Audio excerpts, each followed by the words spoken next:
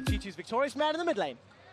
Thank you very much, guys. I am joined by Perks after closing out that series. And the first thing I have to ask you, after playing that way, after securing your first best of 5 internationally, how does it feel to show the world that you can do it? It just feels really great. Like, I'm so happy and relieved right now. I'm really happy that we actually showed up because I really felt like we were actually a really good team. And in best of ones, we were not really showing up. It was on and off, and we were not prepared like well enough that we should have been. And it just, yeah, it's great. Talk me through the series then, because WE is a very good team. What was kind of the key elements in your strats and in the way you approach the game to kind of fight their aggression and make sure you could win? Well, we just knew they're really getting better after facing them already and watching the replays. And like, we just took stronger champs too. Like the winning condition is usually winning through bot lane, like having strong bot lane and then roaming bot and helping them. So we ban like this oppressive lane champs, Karma, Zyra stuff, and the bot lane then is kind of leveled down. And then we have easier time surviving early game, getting to our mid game. Also, we had pretty good early games today, and that's thanks to Trick. He was doing a lot of ganks. I mean, I think that's a big one there. Trick really stepping up and doing well, and the entire team. Was there kind of a mental click after that TSM win? Is that what you guys like kind of built on and focused your practice on? Yeah, for sure, because we lost like 9 out of 10 early games in the group stage. So we really practiced hard this week, and the scrim results have been pretty good. And I feel like we improved, so it's just good that it shows. So, Perks, the big question, do you feel like you've been redeemed? Is this enough redemption for you personally? Well, for me personally, maybe, but I would like to take at least a game of SKT. Like, SKT is undoubtedly the best team in the world by far. So if we can just show a good performance and not get 3-0 smashed, that would be really nice. I mean, and for you personally, if you could just solo kill Faker, you just had a fantastic tournament. What's gotten into you, man? You've dominated your lane kingdom in practically every game. It's the books. It's the books, so finally we have to go, but is there anything you want to say to all the G2 fans and probably recently converted G2 fans that are finally believing and the ones that stuck by you all along? Well, I would like to thank to all the fans that support us, and finally we redeem ourselves to you, and just keep supporting us, and we will like keep trying our best till the end of my career. For me, at least, I would always try my best, and I would like to thank this crowd also. They are so awesome. They pump me up so much when we go on stage, even when we lost the game and I played pretty bad. Like, I was just really happy to go on stage again. So yeah, thank you all. All right, well, thank you also very much, Perks. Fantastic performance by Perks and the squad. G2 heading to the finals. Analyst desk, take it away. Thank you very much, Shocks. Perks hesitant to call it redemption for the squad, but I'll say it definitively. G2 Esports redeemed for their last year's showing at MSI here, moving on to the finals in 3-1 fashion over Team WE. And, I mean, a lot in part to do with that guy there in the mid lane who was talked about in those first 2 games. He really started the team off on the right foot. Yeah, and you can see the recognition the crowd is giving him here. They couldn't even hear the interview, but they saw him down on stage and started chanting his name. He completely showed up, and it feels good for a team that isn't usually the fan favorite in Europe to get such support here after a tremendous showing. It always feels good for hard work to be vindicated and to see it pay off for these guys who have had criticism for so long. I mean, they came in early, famously at this tournament. They practiced. It's just been a year of redemption for them. Of course, a year ago it was famously MSI 2016, the vacation memes. And then you think of Perks' performance as an individual at MSI, at Worlds, was definitely on a low ebb, definitely had a lot of struggles. Went to IEM Katowice, was MVP of that tournament. Bit of a question mark there. Came to this tournament, and he stepped up a lot here as well. So it's finally, putting the youthful exuberance around, newly 18, newly now 3 splits in as a player, and starting to become a complete player, which is great to see. And they'll be moving on to face SKT tomorrow. But let's go ahead and bring it back to this Game 4 here and look at how the series closed for G2. Again, we had 0 in here for the second game, and WE went for that Kog'Maw draft once again. But a lot of action in the bot lane starts up right here at 11 minutes. We got a big fight in the bot lane. G2 grab and control the game. We'll take a look at this, see how it started. But this was, again, one of many large team fights. And another good moment here where G2 have the right level of patience. Sven had both summoners up. He allows himself to be eaten by 0 because that draws Team WE in. They had the right placement on expected teleport. Not57 had the wrong on his, and they turned this fight around. This is, of course, a 5-man commit from WE. There's no way for Syndra to be involved, at least at the start of the fight. this is where Jie and Condi feel like they have the drop. But the Q misses. That Q did not miss game 3. This one misses here, and then this is definitely G2 taking full steam ahead. Yeah, now is WE going for a risky play to begin with, but then mis-executing on that risky play. And huge punish by G2 here. Really well done. And this is the beginnings of the Trick Kazakhs, right, which we saw underperforming earlier in the tournament, only one game, but definitely a lackluster performance this time around with a couple early kills, definitely able to aid in those assassinations of the backline along with Expect. Yeah, and one of the big improvements I saw from Trick specifically was a huge increase in lane ganks and setting up counter ganks. You know, you remove a lot of risk when you do go for those. Communication with the lanes to remove the wards that you're going through those lanes, and then setting up for the counter ganks. Those paid off so many times. Yeah, and I think one thing that can happen in best of ones is you're playing a different jungle style every single game with all the fantastic junglers we had here at the tournament. Mystic ganked more than pretty much any other jungler in this tournament, and specifically the counter ganks. Oh yeah, sorry, Condi ganked. All good, all good. I was like, that'd be interesting though. Yeah, Mystic, the Kog'Maw ganks were lethal, but really, the fact that Trick was able to set up so many of those counter ganks, it felt like he got inside the head of him throughout the best of 5 series, and that's something European junglers talk about a lot when they're playing against G2, is the way he can learn throughout the series. So just another handout to him. We asked him to step up. He did. We will also in a moment be able to hear from Expect and get his thoughts on the series from the top lane here for G2, but I want to push us forward to a couple more replays. This next one, our final Acer replay of the day. G2 in the top lane, 4-for-0. This really puts the kibosh on. I love the fancy feet there by Perks. Yeah, and this is another one of those plays where we talk about, you know, Team WE not accounting for all of the members of G2, going all in with imperfect information, and a huge, not only, you know, Trick counter gank, but the entire team sets this one. And then Sven ends up cleaning it up. Remember, he had kind of just flashed with very little pressure on him before the start of this fight, and yet could play clean up on the AD carry, which is not something you'd expect. And again, they didn't have the information. It was relentless aggression from WE when it didn't really feel like they needed to be that aggressive. But I feel like we got to take a look at the final fight of the series as a whole. This one, again, starting in the mid lane, goes to the Baron, back to the mid lane. A whole lot of craziness. Perfectly encapsulates this entire series in my head. I mean, he started off with a really deep teleport from Expect, getting into the back line. And still at this point in the fight, you're not sure who's going to win, but the fact that G2 can play front to back, they had such easy target acquisition and no pressure on the backside, meant that they took control. Yeah, as soon as they have them on the run, able to split the team apart and then run after the first line, taking out one member at a time. Yeah, it's the continuation of the play as well, though, because Tom Kench had really been the get-out-of-jail card for Team WE, and they're finally able to focus him. They then no longer have something to save them. Channeling the taunt from Expect does not allow Condi to make it into that pit. They even just wait out the Guardian Angel because they have so much time with this Baron, and they get the safe secure. And you can tell how secure they feel in this game, right? They pull off the Baron multiple times to be able to go for the kills. There's no need to go for any risky smites. It's an adaptation, of course, because the first Baron was stolen in this game, so a lot cleaner.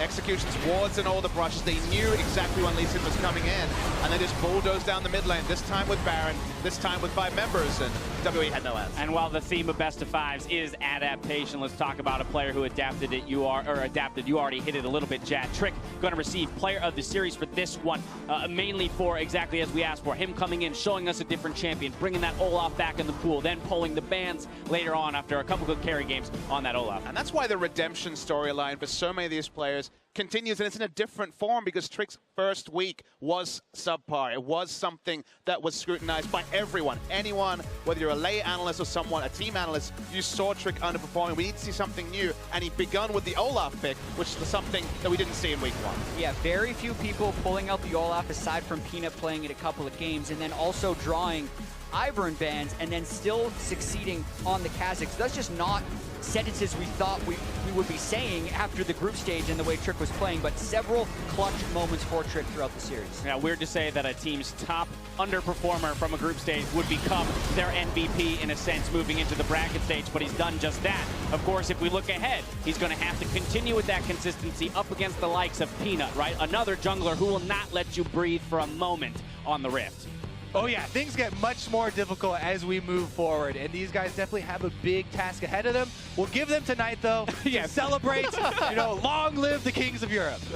They have 19 hours of like, man, we're the greatest. But while we do, give Trick his just due here in terms of how he performed in this series, I do think we also have to give a nod back to Perks. Again, looking at those first two games specifically, even in that third game, or rather fourth game, playing the counter matchup, Syndra into Fizz, many times we saw sidesteps of skill shots actually be the initiate of the fight, giving permission to G2 to turn it back around. Yeah, I mean, while Trick may be, most improved for the team, Perks was the rock for this team. The entire tournament, huge tournament for him, and definitely congratulations as well.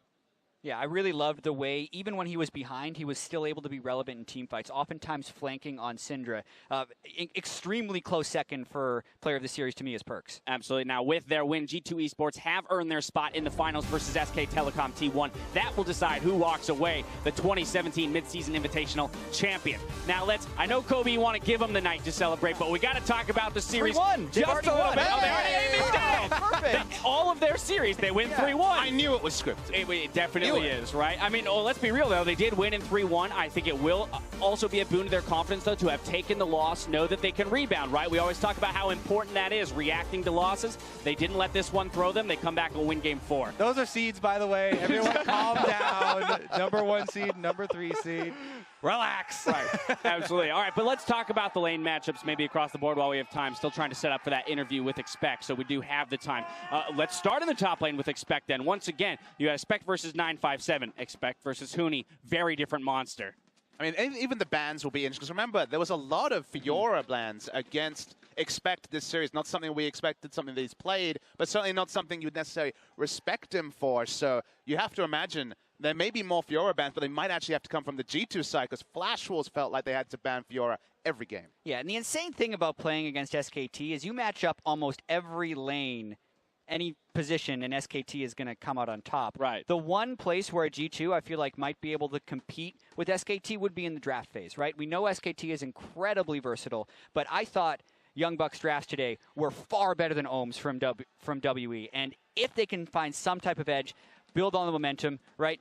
There's that chance they could beat SKT, but I mean, no one is expecting it to be likely. Yeah, we know it's an uphill battle, but getting set up for success from your coach is going to feel good coming out of Champions Select. Within that top lane matchup, I imagine Galio as well will be highly contested, right? On top of the carries still coming up and being potentially played, the Galio was played a lot by Huni throughout the group stages. The Galio definitely, and as well the Rumble. There will be a big difference in Rumbles compared to the 957 Rumble that we saw and Huni's Rumble. That is legendary. All right, with a little bit more time, let's go ahead and move down to the bot lane then. Sven and Mithy versus Bang and Wolf. Again, we talk about these guys probably being the best in their role on SKT, at least within this tournament, possibly worldwide. Okay, what do we feel about this matchup? Because there was a lot of attention from both teams in this series to the bot lane. So many of the games opened up with large team fights in that bot lane. Do we see it developing the same way tomorrow? I mean, my first impression is that G2 have to force a mismatch somewhere. They have to try and target one role and get ahead. And is that going to be banning the shielding supports? That doesn't feel like it works against SKT. Is it going to be trying to find Expect Galio with, say, Fiora and all the other soft counters like Fizz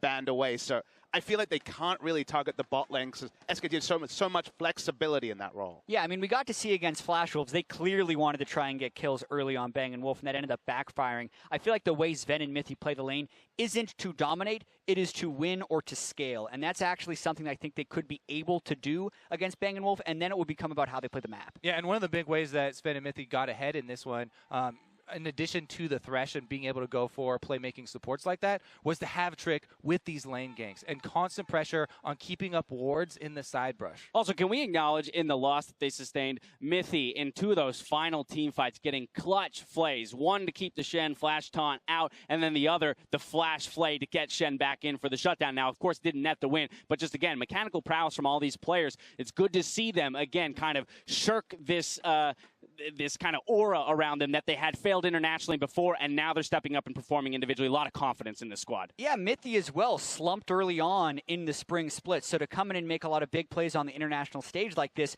another big confidence builder. All right, now for more on today's win, let's go ahead and check in with Shox, who's standing by with G2's top laner. Thank you very much, guys. I also wanted to take a minute to talk to Expect. Obviously, also very happy after this win. And I just want to ask you, after all the criticism and after all you've been through with the team, what does it mean for you to beat WE and make it to the MSI final? 우선 승리를 축하드리고요. 그동안 이제 여러 곳의 비난과 살짝 좀 의심을 받았지만 이렇게 WT를 꺾고 결승전 진출한 소감이 어떻게 되시는지 말씀해 주세요. 일단 이겨서 되게 좋고요. 경기력도 나쁘지 않고 저희가 되게 잘한 것 같아서 저희 스스로 되게 만족하고 기분 되게 좋아요. First of all, I'm just really glad that we won the series, and I'm also it feels good that our performance was also as what we expected. And overall, it's a really great series for us. It was a great performance, and it seems that there's really been a change to G2 from the group stage to now. And then you personally, we've heard some of the comms where you were very active in making the calls. Do you feel like there's been a switch or a change within you and your personal play as well? G2 팀의 경기력이 조별 예선에서 이제 4강전 올라오면서 점점 더 나아졌다는 평가를 받고 있는데 익스펙 선수도 이제 점점 커뮤니케이션에 있어서 더 적극적으로 콜을 내리고 이제 콜에 참여한다는 이런 평가를 받고 있는데 그 대해서 어떻게 생각하시나요? 일단 저희가 경기력이 원래 처음에 나쁜 건 아니었어요. 연습 때도 되게 잘 됐고, 근데 이제 픽에서도 조금씩 말리고 자신 있는 거를 못 가져가고 그러다 보니까 실수도 더 잦아지고 그러면서 저희가 이제 조금 가라앉았는데 저희 이번에 일주일 동안 연습 되게 열심히 하고 준비 많이 해서 저희 팀원들 다 잘하고 커뮤니케이션도 다 잘하고 좋은 결과 나온 것 같아요. So actually, starting from the beginning, we were all very confident coming to this tournament. But for the first few games, the pick and bans didn't go as we wanted them to be. So we didn't get the picks we wanted, and we made some mistakes following on. So our confidence kind of sank, and we weren't playing our own game style. But for the past week, we put a lot of time into our practice, and through that practice, we all gained back our confidence, and also our communication improved a lot. So I think that's why we've been playing a lot better. Well, it showed you guys had fantastic games versus WE, but now the final boss in your first final and your best results so far, you're going to face the world champion SKT. What can we expect? No pun intended. 이제 마지막으로 끝판왕 SKT랑 붙게 되었습니다. 이제 작년에도 그렇고 재작년에도 그렇고 세계대회 우승한 SKT를 이제 붙는 소감에 대해서 말씀해 주세요. 일단 세계 최고의 팀인데 이제 되게 잘하는 팀이잖아요. 근데 저희가 충분히 지금 이 기세를 타서 충분히 좋은 경기력 보여주고 이길 수도 있다 생각을 해요. 저희가 이제 저희 오늘처럼 이렇게 경기 잘하고 콜 잘 맞고 하면은 충분히 내일도 가능성 있다 생각해요. 그래서 저희 더 이제 밴픽 열심히 준비해서 좋은 픽 가지고 이제 자신감 있게 해서 내일도 좋은 경기 보여드리도록 하겠습니다. Of course, SKT is not the best team in the world. But if we just keep up with this flow and our performance, I think we actually have a chance to beat them. So if we just if we get the pick and bans as we want to be, and if we just keep up the communication and the performance we had for this series, then we can have a good matchup against SKT. Well, I am looking forward to it. Thank you very much, Expect. Congratulations. Thank you, Homan, as well. And now back over to you guys. Thank you very much. Great to hear from Expect on the team's expectations going into tomorrow and the work that they did leading up to this week, saying that a lot of it was, adapting to the tournament meta. Again, something that we talk about every international tournament is the meta itself and how it evolves and can throw certain teams for a loop. Yeah, being able to narrow in on the Galio and find a pick for Trick that he could succeed on are adaptations they made after the group stage and really made it for the bracket stage, and now we'll see if it can carry them through. They'll have to continue to adapt tomorrow. Now, throughout the event, we've been checking in on the fandom battle to see who is leading the charge and showing their regional pride. And for the third week in a row, it's the home crowd that's holding first. With the tournament wrapping up tomorrow, that means the Brazil server has earned a bonus IP weekend as well as a special MSI icon. Now, as we crown our champion tomorrow, we'll take a look back at the best moments of MSI, and we want to hear from you. So tweet at LOL Esports and tell us your favorite plays reaching all the way back to Sao Paulo with the hashtag MSI 2017, and we'll relive them together as we close out the tournament. That's going to do it for today, though. So for myself, these guys, and everyone here bringing you MSI 2017, thank you for joining us, and we'll see you tomorrow at 3 p.m. local time for the final fight.